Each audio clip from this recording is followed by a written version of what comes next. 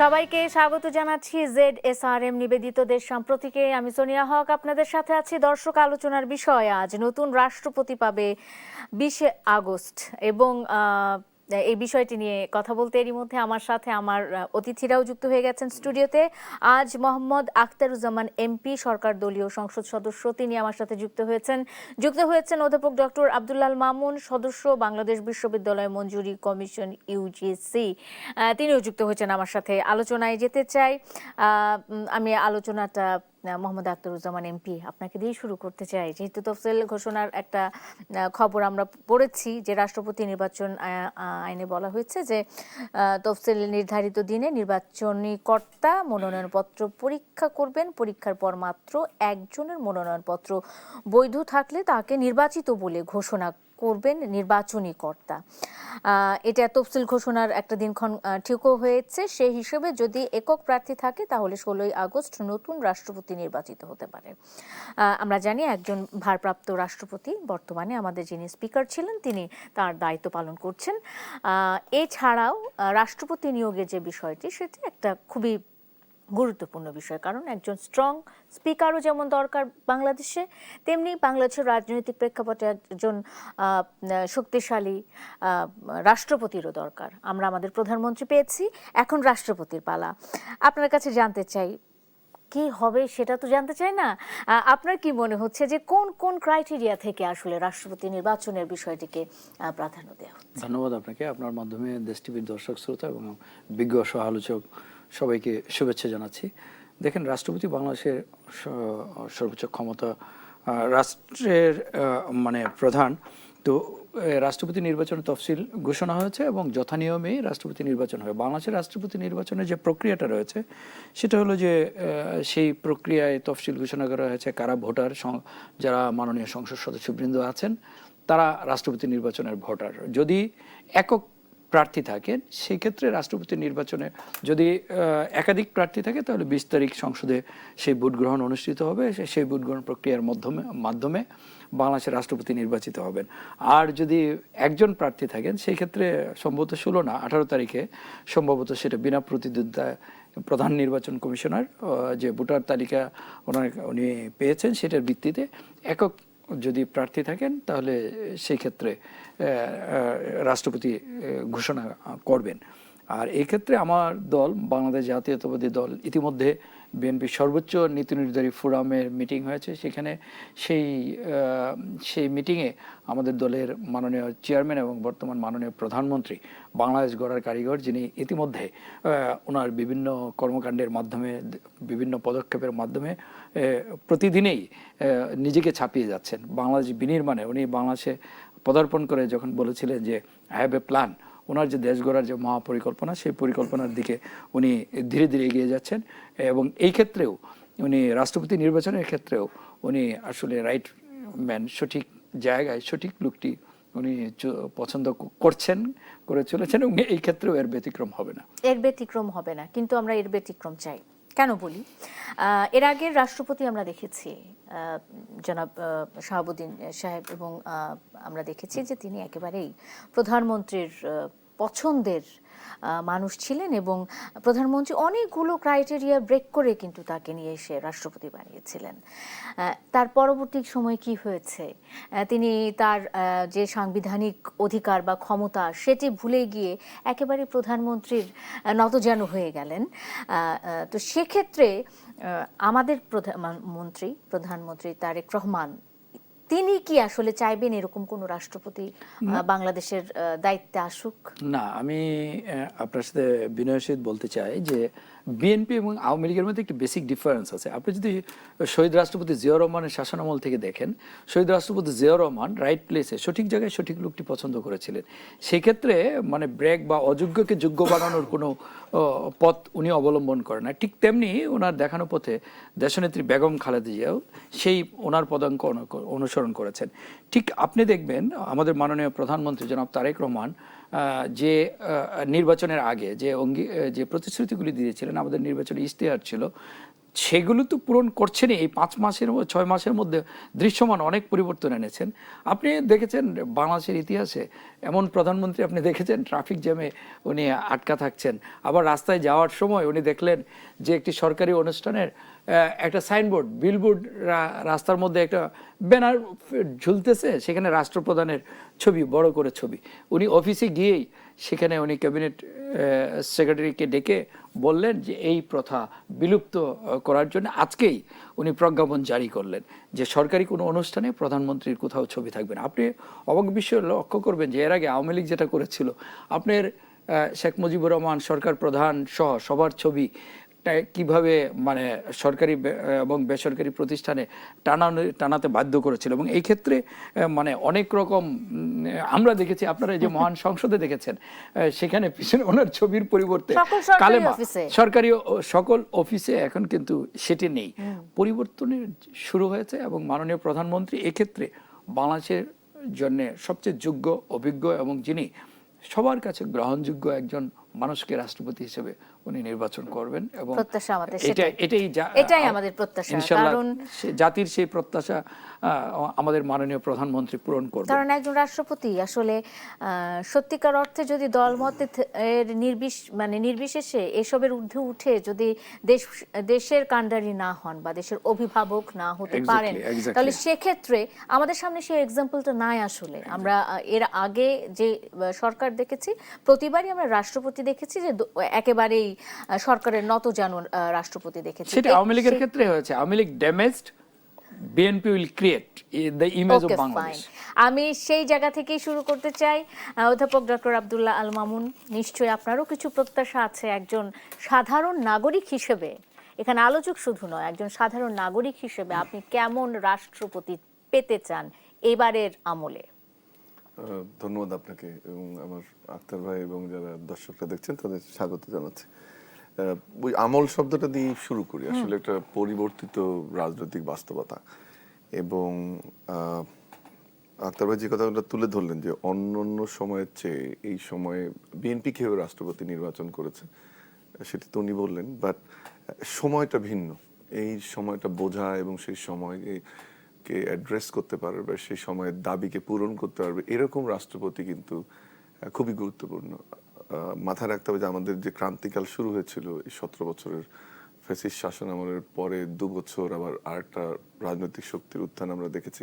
সেটা আবার বাংলাদেশকে সামনে না এনে পিছনে টেনেছে। সেটা নারী অধিকারের ক্ষেত্রে হোক, তরুণদের ভাষার পরিবর্তনের ক্ষেত্রে হোক, আমাদের স্বপ্ন একটা ভঙ্গ হয়েছে। আমরা যে ধরনের রিফর্ম আশা করেছিলাম বা বলা হলো নতুন বাংলাদেশের বন্দোবস্ত, সেই বন্দোবস্ত আবার দেখলাম পুরনো খোলস চলছে।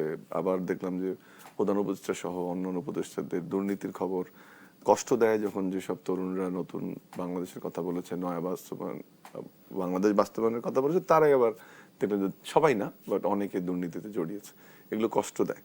যে আকাঙ্ক্ষাটা তৈরি হলো জুলাইয়ের এবং ফেসিবাদের যে ধৈর্যধারী একটা সমাজ ব্যবস্থা, অর্থ ব্যবস্থা, সবকিছুর বাইরে গিয়ে এবারের রাষ্ট্রপতির কাছে কিন্তু অন্য বারের রাষ্ট্রপতির কাছ থেকে মানুষের চাহিদাটা ভিন্ন হবে। মোটা দাগে 4টি কারণে। প্রথমত, যে রাজনৈতিক সংস্কৃতি বিনির্মাণের কথা আক্তার ভাই বললেন, সেটা একই তালে চলতে হবে, এরকম একজন রাষ্ট্রপতি দরকার যিনি একই ধরনের রাজনৈতিক সংস্কৃতিকে বহন করবেন। উনি অনেকগুলো উদাহরণ দিয়েছেন, কিন্তু কিষ্ঠতা সাধন বা আচার আচরণগত দিক থেকে কয়েকটা ছোট উদাহরণ আমি দিয়েই ফেলি। আমি আশা করি এটা আমার বলতে পারি।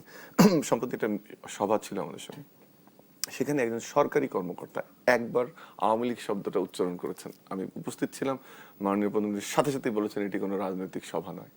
অথচ এর আগে আমরা দেখেছি যে আমলারা আওয়ামী লীগের হয়ে জয় বাংলা থেকে শুরু করে সবকিছু, জয় বাংলা জাতীয় একটা স্লোগান ছিল, সেটা আমি দোষের কিছু দেখি না, কিন্তু আওয়ামী লীগের কেমন ভাবে ব্র্যান্ডিং করেছিল সেটা আওয়ামী লীগের স্লোগানে পরিণত হয়েছিল, যেমন স্বাধীনতা যুদ্ধকে পকেট নিয়ে ঢুকিয়েছিল। উদাহরণটা এই জন্য দিলাম, আমার সম্মুখে এই ঘটনাটা ঘটেছে এবং এরকম উনিও সংসদে আছেন, নিত্য নৈমিত্তিক অনেক ঘটনা দেখছেন রাজনৈতিক সংস্কৃতি পরিবর্তনের। আমাদেরও সুযোগ হয়, যেহেতু একটি সরকারি প্রতিষ্ঠানে আমি রিপ্রেজেন্ট করছি, প্রতিদিনই চমকিত হই কথায় বার্তায় চাল চলনে। এরকম একজন ব্যক্তিকে রাষ্ট্রপতি হিসেবে আমি ব্যক্তিগত সাধারণ নাগরিকের কথা বললেন যে এই রাজনৈতিক সংস্কৃতি পরিবর্তনে যিনি ভূমিকা রাখবেন, এটা প্রথম। কারণ ওই পরিবর্তনটা যেটা আশা করেছিলাম 17 বছর তো আশা করিনি, পরবর্তীতে যেটা আশা করেছিলাম সেটা হয়নি, এখন শুরু হয়েছে। দ্বিতীয় হচ্ছে যে এখনো সামাজিক অস্থিতিশীলতা স্থিতিশীল যে অংশ 6 মাস, এটা অসম্ভব। কারণ যতই বলি আমরা জুলাই সনদের বাস্তবায়ন চাই, আমি ব্যক্তিগতভাবে মনে করি ওই সনদের বাস্তবায়নের আগে মানুষের ভাগ্য বিনির্মাণ, অর্থনীতি ব্যবস্থা পুনর্নির্মাণ, সামাজিক স্থিতিশীলতা ফেরানো, আন্তর্জাতিক সম্পর্ক বিন্যাস এবং নির্মাণ, এটি খুবই গুরুত্বপূর্ণ। এখানে রাষ্ট্রপতির এবার একটা ভূমিকা থাকতে হবে, যে মাননীয় প্রধানমন্ত্রীকে উপদেশ দিয়ে, বা এমন একজন ব্যক্তি হতে হবে যিনি মাননীয় প্রধানমন্ত্রীকে আসলে উপদেশ দিতে পারেন। আমরা চুপ্পুর মতো শেখ হাসিনার পায়ে ধরা রাষ্ট্রপতি, আপনি নিশ্চিত থাকেন এই ধরনের রাষ্ট্রপতিকে অন্তত তারেক রহমান রাষ্ট্রপতি বানাবে না, সাধারণ নাগরিক হিসেবে আমি সেটা বলছি সেই বিশ্বাস থেকে। তৃতীয় হচ্ছে যে এই যে তরুণদের মনের ভাষা বোঝা, এরকম একজন ব্যক্তি হতো, অর্থাৎ ফ্যাসিবাদ বিরোধী আন্দোলনে ভূমিকা রেখেছে, ক্লিন ইমেজের একজন মানুষ, সুশিক্ষিত এবং একই সাথে তরুণদের ভাষাটা বোঝে, তাহলে সরকারের জন্য সহায়ক হবে। প্রধানমন্ত্রী একজন উপদেষ্টা পাবেন, একজন সঠিক ব্যক্তি পাবেন যিনি এই যে তরুণদের ভাষা বুঝে উনি কাজ করছেন, একইভাবে রাষ্ট্রপতিকে কাজ করতে হবে। এবং যে যে জায়গায় মন্ত্রী, এমপি বা ইভেন প্রধানমন্ত্রী কোনো পরামর্শ যদি প্রয়োজন হয়, শুধু ওনার ক্ষেত্রে, বাকিদের ক্ষেত্রে নির্দেশই বলবো, তাহলে হয়তো বা জনসম্মুখে না হোক কিন্তু ব্যক্তিগতভাবে ডেকে কথা বলা, এই কাজটা কিন্তু খুব গুরুত্বপূর্ণ রাষ্ট্রপতির জন্য। আমরা অনেক সময় ওনার ভূমিকাটাকে, রাষ্ট্রপতির ভূমিকা ছোট করে দেখি, বাট এখানে এমন একজন ব্যক্তি থাকা উচিত যিনি আখতার সাহেবকে ডেকে বলতে পারেন যে look, I have heard your speech in the parliament, you need corrections here, বা তুমি এখানে ইমপ্রুভ করতে পারো। আমি নিশ্চিত উনি এরকম একজন রাষ্ট্রপতি চান, আমরাও এরকম একজন রাষ্ট্রপতি চাই। চতুর্থ যে বিষয়টা, সেটা হচ্ছে যে এই যে রাজনীতির একটা গ্যাপ আমাদের এখানে তৈরি হয়েছিল, সেই ভয়েডটাতে আমরা যে ধরনের পরিশীলিত রাজনীতি দেখতে চেয়েছিলাম, রাজনীতি পেছনের দিকে যাচ্ছে। মনে হবে যে পার্টিজান কথাবার্তা বলছি শিক্ষক হিসেবে, বাট এটা বলতেই হবে যে 6 মাস এখন হয়নি একটি সরকারের, এবং যে সরকার যে মূল যে জুলাইয়ের চেতনার জায়গাটা ছিল, যে আনএমপ্লয়মেন্ট সবচেয়ে বেশি কাজ করছে, বাজেটে সৃজনশীল অর্থনীতিতে এবার 800 কোটি টাকা রাখা হয়েছে, 500 কোটি টাকা স্টুডেন্টদের আইডিয়া বা স্টার্ট আপে রাখা হয়েছে, যুব ক্রীড়া মন্ত্রণালয়ে নতুন নতুন প্রজেক্ট যুক্ত হয়েছে, বিশ্ববিদ্যালয়গুলোতে স্কিল ডেভেলপমেন্ট ফান্ড দেওয়া হচ্ছে, শিক্ষা ক্ষেত্রে বাজেট, এটাই তো তরুণদের মূল আকাঙ্ক্ষা ছিল যে স্কিল ডেভেলপমেন্ট, আনএমপ্লয়মেন্ট, আদতে কর্মসংস্থানের বিষয়টা। আপনি যদি এবারের বাজেট দেখেন, উনি মাননীয় সংসদ সদস্য, দেখবেন যে এবারের বাজেটে সবচেয়ে গুরুত্ব দেওয়া হচ্ছে এই খাতগুলোকে। এরপর আসি যে অন্যান্য যে বৈষম্য, জুলাই তো শুধু রাজনৈতিক সংস্কার বা কনস্টিটিউশনাল রিফর্ম ছিল না, দাবিটা ছিল যে সমাজের যে ইনইকুয়ালিটি তৈরি হয়েছিল, বৈষম্য তৈরি হয়েছে, সেটাকে অ্যাড্রেস করা। ফ্যামিলি কার্ড, ফার্মার্স কার্ডের মতো যে জিনিসগুলো আমরা দেখছি, ইমামদের বেতন, পরিচ্ছন্ন কর্মীদেরকে টেক কেয়ার করা, বা অন্য স্টুডেন্টদের জন্য লোন দেয়া, বিদেশ যাওয়ার জন্য সবাইকে সাহায্য করা, এইটা 6 মাসের মধ্যে মিস ইনফরমেশন, ডিসইনফরমেশন, গুপ্ত রাজনীতির মাধ্যমে এই রাজনীতির ভয়টা তৈরি করার বা ফিল আপ করার আমি চেষ্টা আপনাকে করছি। এখানে একটু থামাই, একজন রাজনীতিবিদ, তার কাছে একটু জানি, কারণ এই যে তিনি শেষ করেনি, হ্যাঁ, সেই ভয়টা যারা চেষ্টা করছে ফিল আপ করার, সেটা কিন্তু ইতিমধ্যে মানুষ সেই মেসেজটাকে খায়নি। না ইসলাম, না প্রিয় রাজনীতি, তার এখানে একটা রাষ্ট্রপতির ভূমিকা থাকবে যে এই রাজনীতির পুনর্নির্মাণে একজন নির্দেশকের ভূমিকা, একজন উপদেষ্টার ভূমিকা কিন্তু অবতীর্ণ হতে হবে, এবং সংকটকালীন সময়ে সঠিক ভূমিকা। অবশ্যই সংকটকালীন সময় কিংবা আপৎকালীন সময়, যে সময়টা আসলে আমরা দেখেছি এর আগে। আমি একটু বলতে চাই যে এই যে 6 মাসের একটা সরকার, শিশু সরকার, তবে তার হানিমুন পিরিয়ড শেষ হয়ে গেছে, সরকার এই 6 মাসের মধ্যে বেশ কিছু উল্লেখযোগ্য, মানে একেবারে চোখে পড়ার মতো অনেকগুলো কাজ করেছে, যে কাজগুলো আসলে বিভিন্নভাবে মেলাইন করা হচ্ছে, সেসব কাজের কৃতিত্ব নষ্ট করা হচ্ছে বিভিন্নভাবে। সোশ্যাল মিডিয়াতে তো ঢোকাই যায় না, সেখানে তারেক রহমান সরকারের সবসময় এক ধরনের বদনামি চলে, চর্চাই চলে।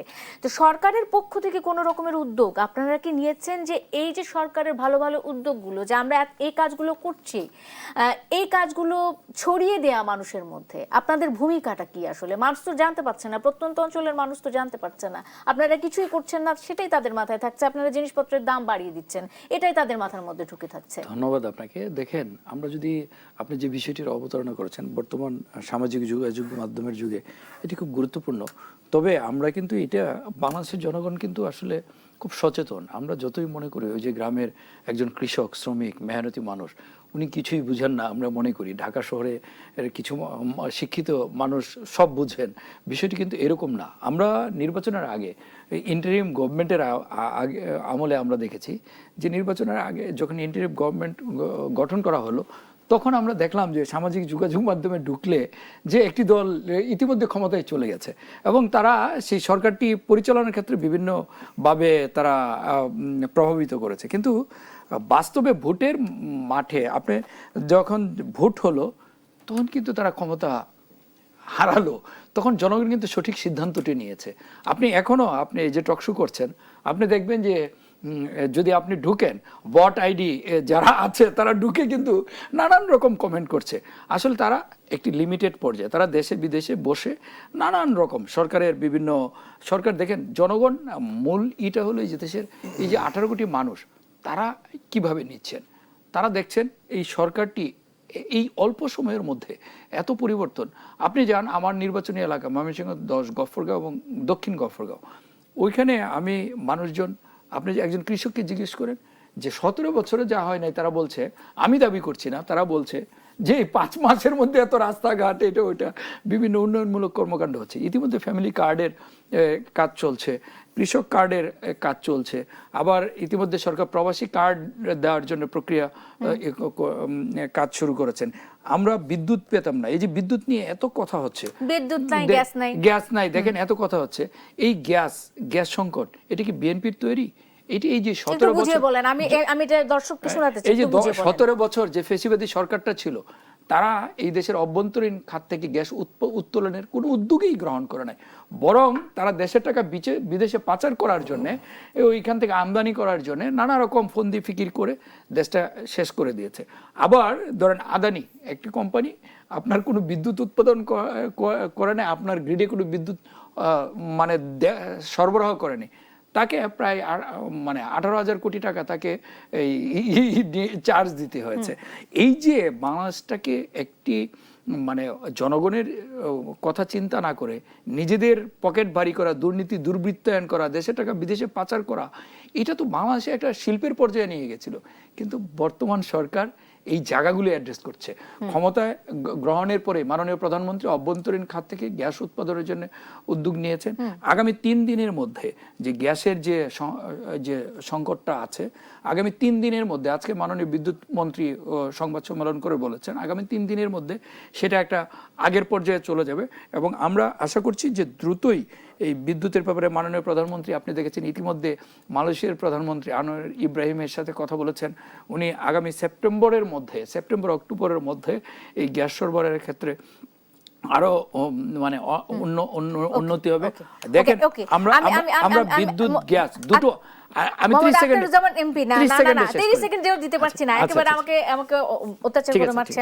আমি ফিরে এসে আপনার কাছে এই উদ্যোগগুলোর কথাই শুনবো, আসলে কেন গ্যাস নাই, কেন বিদ্যুৎ নাই, এই কারণগুলো আপনার কাছে জানবো। দর্শক থাকুন সাথে, দেশ সাম্প্রতিকের ফিরছে এক্ষুনি।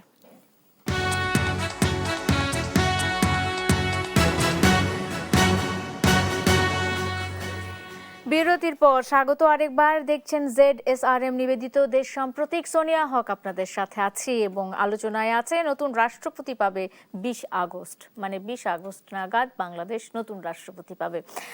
কে হবেন রাষ্ট্রপতি সেটি না জিজ্ঞেস করি, কিন্তু কেমন হবেন রাষ্ট্রপতি সেই বিষয়গুলো নিয়ে আলোচনা হচ্ছে।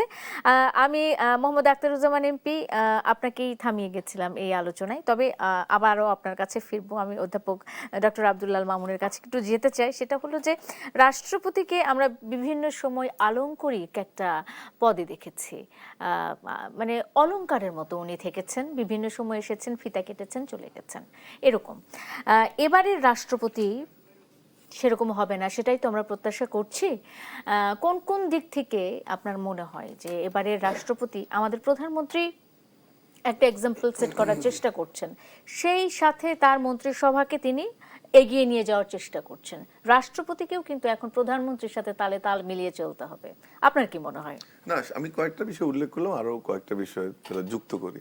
একটা হচ্ছে যে রাষ্ট্রপতি একটা দলীয়, যেহেতু দল নির্বাচিত রাষ্ট্রপতি হবেন, তার দলীয় বিশ্বাস তো থাকবে, কিন্তু গ্রহণযোগ্যতার প্রশ্নে আমরা চাইবো যে এমন রাষ্ট্রপতি হবেন যিনি সবার কাছে গ্রহণযোগ্য। এই বিষয়টা আপেক্ষিক, এটাকে নির্দিষ্ট ডেফিনেশনে বা ক্রাইটেরিয়া বা তালিকা করে বলা সম্ভব না যে কি কি কারণে গ্রহণযোগ্য হবে। কিন্তু সেই গ্রহণযোগ্যতার মাপকাঠি যদি আমি আমার দিক থেকে বলি, সেটা হচ্ছে যে অতীতে তার নামে কোনো রকম করাপশন বা কোনো রকম নৈতিক স্খলন এরকম কোনো কিছু থাকুক বা কোনো রকম কোনো ডিবেট এরকম আমরা দেখতে চাই না।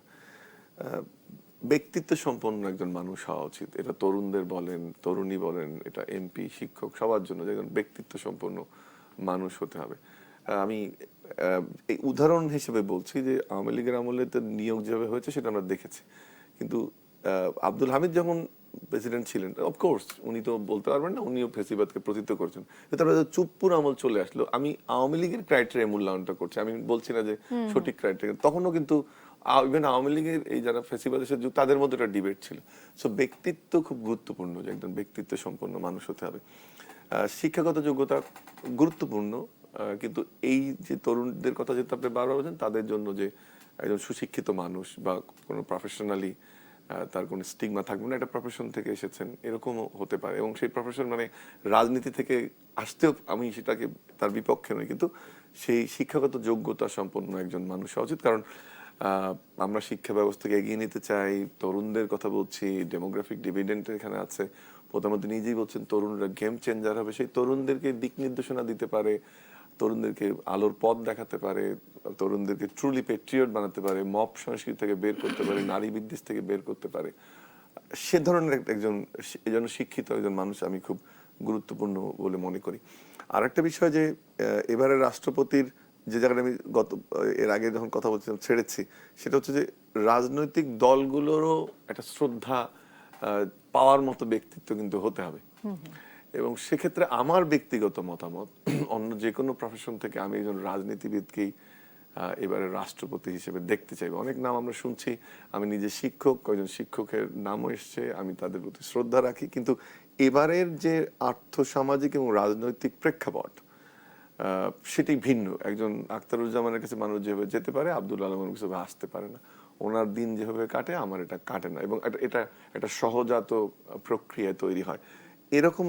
এবং আপনি দেখবেন যে ওনারা রাত 12টা 1টায় কর্মী গেলে বিরক্ত হবেন না, বাট আমার বাসায় রাত 9টা 10টার পরে এটা হয় পড়ালেখার কারণে, বাচ্চাদের কারণে, যে কারোর কারণে ভিন্ন। সো প্রফেশনাল পলিটিশিয়ান যাকে আছে, যিনি বুঝবেন মানুষের কাছে যেতে পারবেন, সেই জন্য আমি জোর দিব যে একজন রাজনৈতিক ব্যক্তিত্ব বা রাজনীতির অভিজ্ঞতা আছে, রাজনীতি করেছেন, রাজনৈতিক নেতা, আমার মনে হয় সেটা এই সময়ের একটা অন্যতম দাবি হবে। বা আমি বলছি না বিএনপির দাবি, সময়ের এবং সমাজের দাবি। কারণ এখনো যেভাবে বাংলাদেশ যাওয়া উচিত তার পথে অনেক প্রতিবন্ধকতা রয়েছে, রাজনৈতিক দলগুলোর সাথে দেখাতে এবং না দেখাতে ব্যালেন্সিং এর একটা বসতে ব্যাপার হবে, আছে, কথা বলতে হবে, এটা ডাকতে হবে। সামনে জুলাই সনদ বাস্তবায়নের যখন প্রক্রিয়া আসবে তখন গুরুত্বপূর্ণ ভূমিকা রাখতে হবে। সংসদের বক্তব্যের বিষয় থাকে, শুধু লিখিত বক্তব্য না।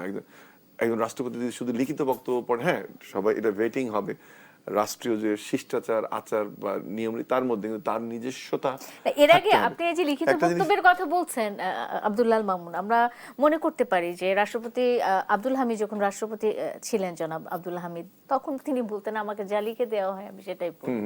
তো আসলে নিজের সিদ্ধান্ত নেওয়ার মতো, নিজের সিদ্ধান্ত দেওয়ার মতো সম্ভব। আপনি এই যে ধরেন আব্দুর রাজ্জাকের কথা যদি আমরা বলি, বা বিএনপির আগের প্রেসিডেন্ট যদি একদম প্রথম থেকে দেখেন, তারা কিন্তু ওই ব্যক্তিত্ব সম্পন্ন ছিল। এবং আরেকটা জিনিস দেখবেন, হ্যাঁ বদরুদ্দোজা চৌধুরীর কেসটা একটা আনএক্সপেক্টেড কেস, যেটা কোনোভাবে মানা যায় না, যে শ্রদ্ধা বেগম খালেদা জিয়া করেছিলেন।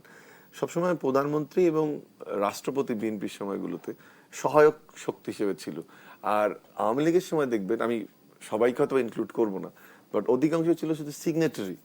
তখন তো এটিচিউড আপনার হবে, একটা বক্তব্য যখন তৈরি হবে আপনার নিজস্ব ভিউ থাকবে না, সেটা দেখতে চাই না। আর একটা জিনিস, বিএনপির যে রাজনৈতিক কর্মসূচি এবার, সেই কর্মসূচিতেও কিন্তু যেন সহায়ক একজন রাষ্ট্রপতি হন, তার জন্য রাজনীতিবিদ প্রয়োজন। আপনাকে বুঝতে হবে যে দলের ভিতর থেকে কি ইভলভ করলো, কেমন করে 19 থেকে 27, 27 থেকে 31 দফা, 31 দফা থেকে ম্যানিফেস্টো থেকে 8টা পিলার থেকে নির্বাচনী প্রচারণা, এটা কিভাবে গেল, এইটা কিন্তু ওতপ্রোতভাবে সেই বিষয়টার সাথে যুক্ত থাকতে হবে অবশ্যই।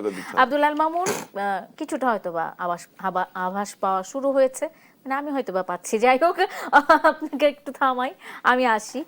মোহাম্মদ আখতারুজ্জামান এমপি, আপনার কাছে ছিলাম বিভাজিত রাজনীতির একটি বিষয় নিয়ে। রাজনীতির এই যে একটা সরকার যার বয়স এখনো 6 মাস হয়নি, আমরা সব দায় সেই সরকারটির উপর চাপিয়ে দিচ্ছি। গ্যাস নাই, তারেক রহমান জবাব চাই। বিদ্যুৎ নাই, তারেক রহমান জবাব চাই।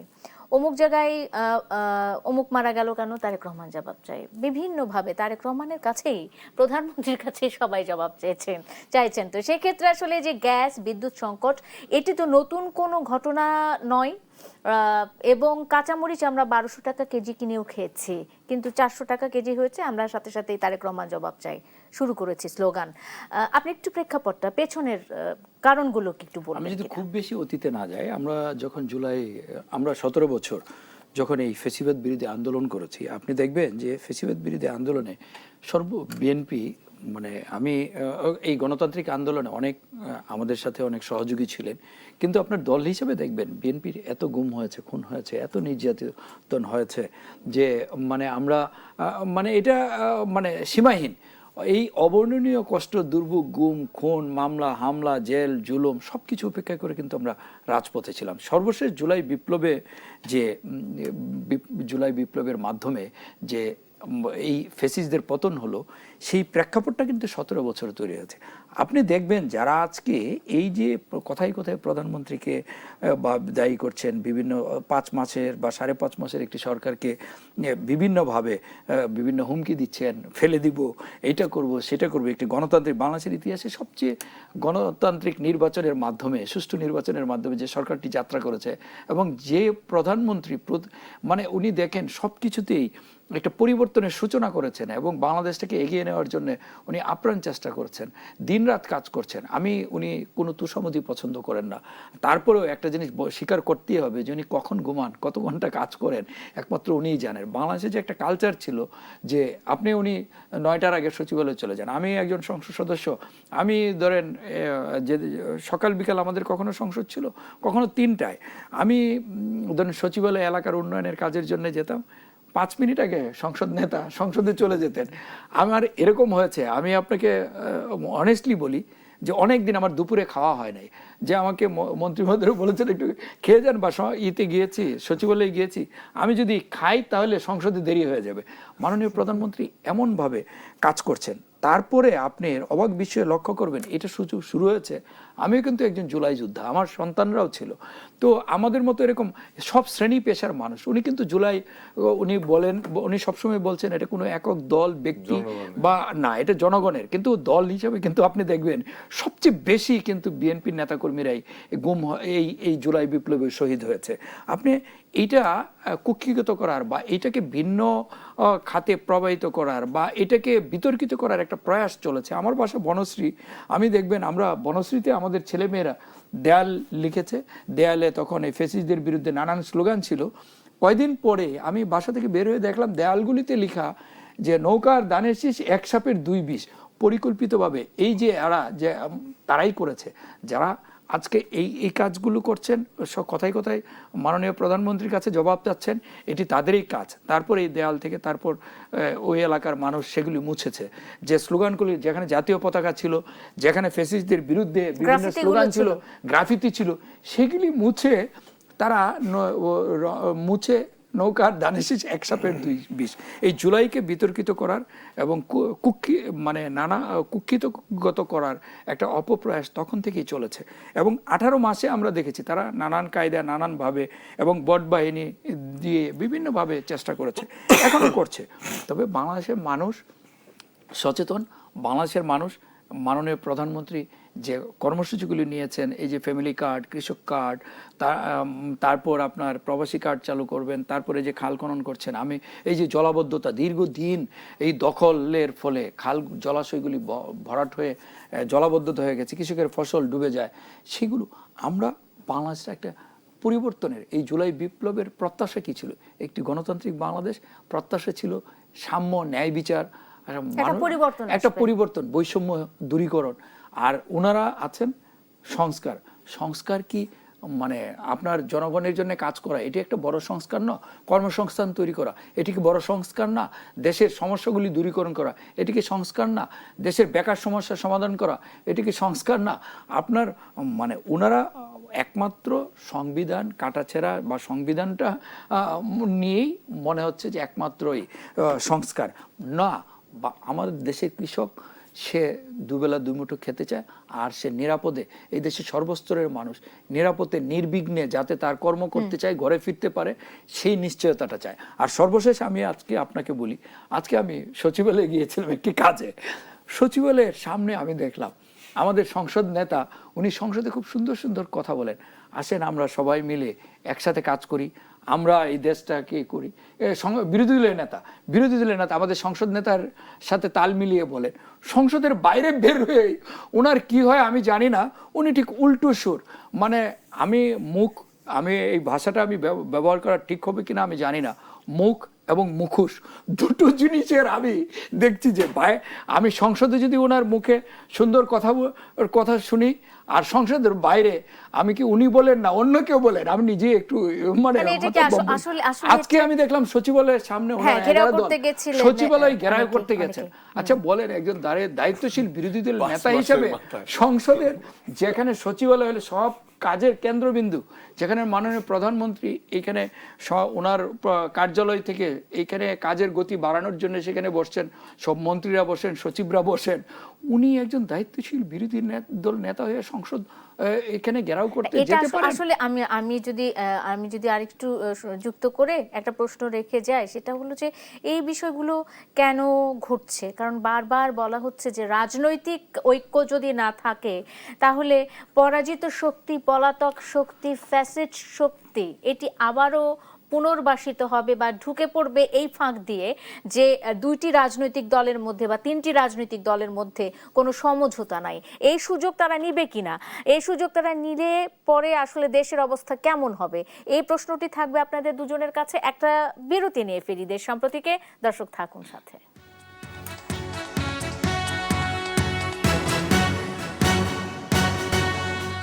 সবাইকে আবারও স্বাগত জানাচ্ছি ZSRM নিবেদিত দেশ সম্প্রতিকে। সোনিয়া হক আপনাদের সাথে আছি। দর্শক, আলোচনা হচ্ছিল নতুন রাষ্ট্রপতি পাবে বাংলাদেশ 20 আগস্ট এবং সেই বিষয়টি নিয়ে আমরা কথা বলছিলাম।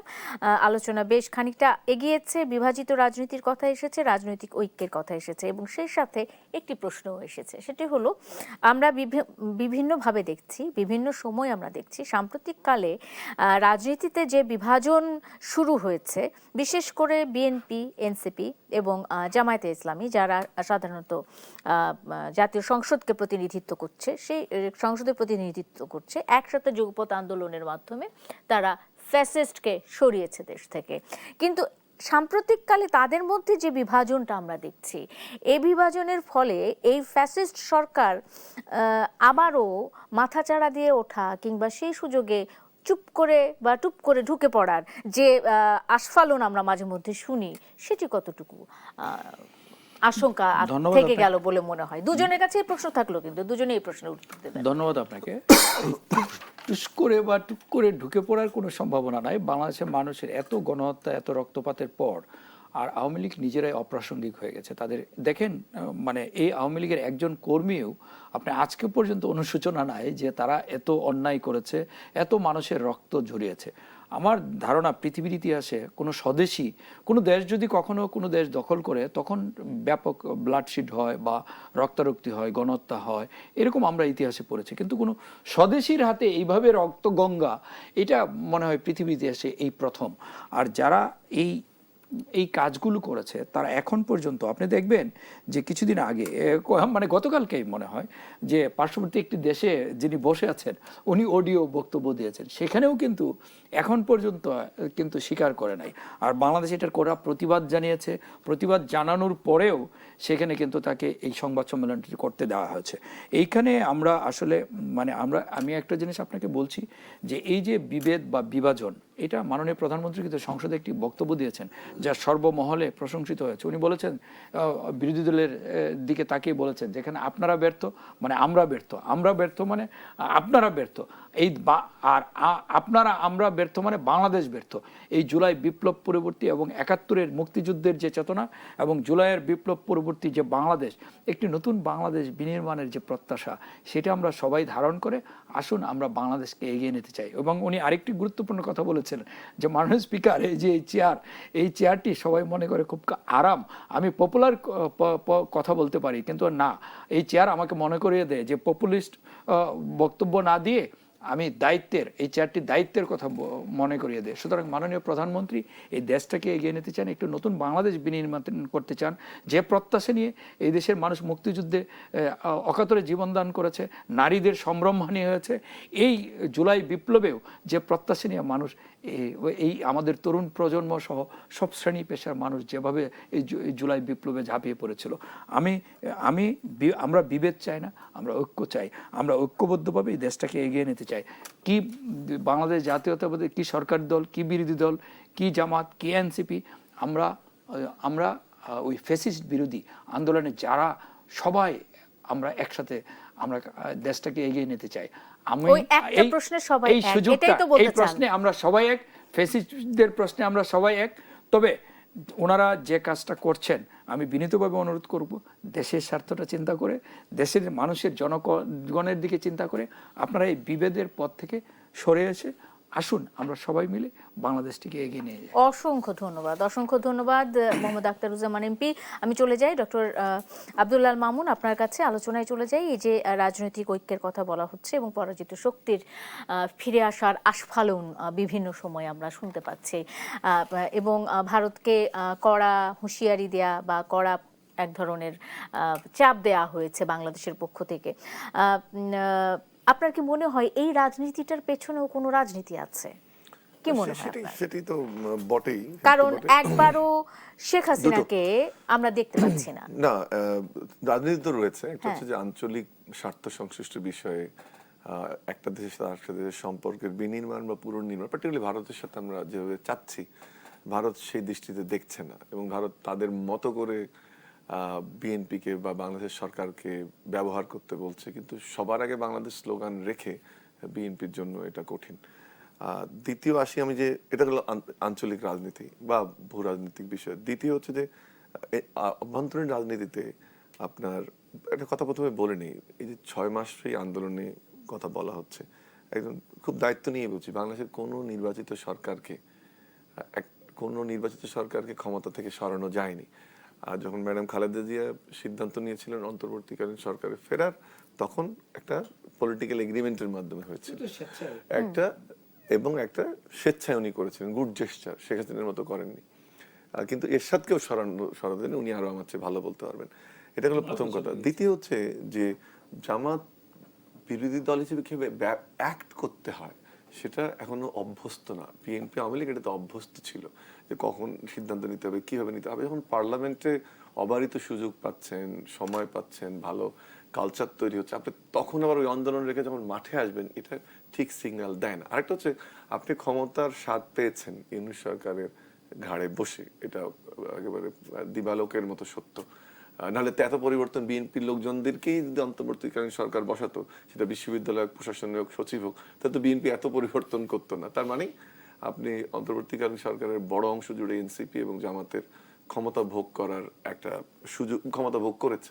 এখন একবার বাঘ যখন মানুষের মাংস খেয়ে ফেলবে, তখন কিন্তু ওই টেস্টে ফিরতে চায়। কিন্তু সেটার জন্য প্রক্রিয়া রয়েছে, সেটার জন্য একটা সিস্টেম আছে, সেটার জন্য ধৈর্য ধারণ করতে হবে, সেটার জন্য মানুষের মন জয় করতে হবে। কিন্তু আপনি 6 মাসের মাথায় একেবারে সচিবালয়ের সামনে চলে যাবেন, এটা একটু দৃষ্টিকটু বটে এবং অপরিপক্কতায় আমি বলবো। কিন্তু একই সাথে আমরা বিএনপির দিক থেকেও দেখতে চাই যে প্রধানমন্ত্রী যে রাজনৈতিক সংস্কৃতি বিনির্মাণের কথা বলছেন, যে ঐক্যের কথা বলছেন, জুলাইকে জনগণের কথা বলছেন, প্রত্যেকটা পর্যায়ের নেতাকর্মীকে সতর্ক থাকতে হবে। ভাষার ব্যবহারের ক্ষেত্রে, আচরণের ক্ষেত্রে, ডকুমেন্টারি তৈরির ক্ষেত্রে বলি, বা এক অন্য দল থেকে একটা কথা বললেই তার বিপরীতমুখী কথা না বলতে, এই শিক্ষাটা কিন্তু, আর ওই জন্য রাষ্ট্রপতির সাথে রিলেট করছিলেন যে আরেকজন মহিরু তৈরি হোক প্রধানমন্ত্রীর মতো। এবং সেটা কিন্তু বিএনপির এবং মাঠ পর্যায়ের নেতা কর্মীদের মধ্যে এক ধরনের হতাশা, এক ধরনের কি বলবো, যে না পাওয়ার বেদনা থাকতেই পারে। কিন্তু মাত্র 6 মাস তারেক রহমান সাহেব কিন্তু মূল্যায়ন শুরু করেছেন। উনি সিনিয়র কয়েকজন নেতাকে প্রমোট করলেন, যদিও যেটা নিয়ে অনেক কথা হচ্ছে, একেবারে অমূলক। রাজনৈতিক সরকারের আমলে সিনিয়র নেতারাই বিভিন্নখানে নেতৃত্ব, এটাই স্বাভাবিক। আমি সম্প্রতি যে নিয়োগগুলো বিভিন্ন বোর্ডগুলোতে হয়েছে, তো আমিও বলবো যে ধৈর্য ধারণ করার জন্য এবং একটা প্রক্রিয়া, এটা গুছিয়ে উঠলে, প্রধানমন্ত্রী এমন আচরণটা করছেন, সবাইকে যে দেখার কথা, আমি বারবার বলতেন দেশে আসলে সবাইকে দেখবেন, যে বক্তব্যগুলো আমরা শুনেছি নিশ্চয়ই দেখবেন, কিন্তু ওইখানেও পরিশীলতার প্রয়োজন হবে। সেটা ওয়ার্ড পর্যায়ের নেতাকর্মী হোক, যেটা ইউনিয়ন হোক, থানা, জেলা পর্যায়ের, আমরা ওটাও দেখতে চাই যে বিএনপির নেতাকর্মীদের মধ্যে ওই পরিশীলিত রাজনীতির পরিচয় বহন করছে, তখন কিন্তু এই যারা পায়ে বা পাড়া দিয়ে ঝগড়া করার চেষ্টা করছে, অশ্রাব্য ভাষা ব্যবহার করার চেষ্টা করছে, বট বাহিনী হচ্ছে বা নতুন নতুন শব্দ সংযোজন করছে গালির ডিকশনারিতে, সেভাবে গেলে কিন্তু তারেক রহমানের যেভাবে রাজনীতি ডিফাইন করছেন সেটা না। সেজন্য আমি মনে করি যে বাইরের থেকে যে ভিতর থেকে যে চেষ্টাটা করা হচ্ছে, এটা সফলটা কতটা হবে বা হবে না সেটা নির্মাণ করবে প্রধানমন্ত্রীর রাজনীতিকে কতটুকু ধারণ করছেন এমপি, মন্ত্রী এবং সবাই। আর একটা জিনিস হচ্ছে, প্রধানমন্ত্রী তো নিজে সবগুলো দায়িত্ব পালন করবেন না, ওনার টিমকেও অ্যাক্টিভ থাকতে হবে। আমি আশা করব যে আমাদের মন্ত্রী অনেক সময় কিছু কিছু কথা বলছেন, কিছু কিছু সিদ্ধান্ত নিচ্ছেন, ওনারা আরো সচেতন হবেন। এটা আমরা ফেসিবাদ দূর করেছি জন্য বিএনপির নেতা কর্মীদের কেউ লাইসেন্স দিয়ে দেয়নি, প্রধানমন্ত্রী যেভাবে শেখাচ্ছেন, যেভাবে করতে হচ্ছে সেটা করা উচিত। আমার ধারণা যারা এটা করবেন না, উনিও জানেন, আমরাও পাবলিকলি দেখছি, মিডিয়াতে দেখছি যে 180 দিনের পর একটা ইভ্যালুয়েশন হবে। আমার ধারণা 90% চান্স আছে যে এই মন্ত্রিপরিষদ, এটা আমার ধারণা যে বদল হবে। এবং সেক্ষেত্রে তখন যদি এই মেসেজটা যায়, যে মেসেজটা একটু আগে আক্তারুজ্জামান সাহেব দিলেন যে উনি, এটা ভয় না শ্রদ্ধা সেটা আমি জানি না, কিন্তু প্রধানমন্ত্রীর এক ধরনের, প্রধানমন্ত্রী আগে বসে থাকেন, সংসদে সবাই যাচ্ছে, সংসদে প্রস্তুতি নিয়ে যাচ্ছে, এইটা কিন্তু একটা অ্যাকাউন্টেবিলিটি। এটা ভয় না শ্রদ্ধার বাইরে গিয়ে এটা একটা অ্যাকাউন্টেবিলিটি। এই অ্যাকাউন্টেবিলিটি যদি বিএনপি নেতাকর্মীদের তৈরি হয়, যদি মন্ত্রীদের মধ্যে, এমপিদের মধ্যে তৈরি হয়, তাহলে কিন্তু ওই আসার যে সুযোগটা কথা বলছি, সুশাসন নিশ্চিত হবে। এই জন্য এত লম্বা কথা বলছিলাম, তখন সুশাসন নিশ্চিত হবে। তখন সুশাসন নিশ্চিত হলে তখন কিন্তু দুটো সুবিধা, একটা হচ্ছে বিরোধী দল থেকে, এনসিপি বা জামাত থেকেও তখন এই চ্যালেঞ্জগুলো মানুষ আর গ্রহণ করবে না।